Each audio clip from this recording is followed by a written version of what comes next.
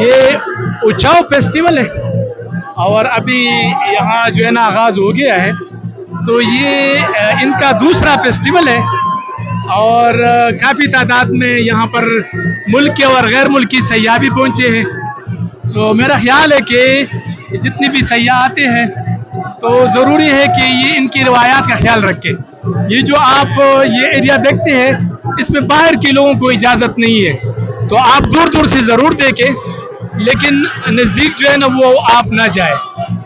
तो ये सूरत हाल है, आप इंजॉय करें।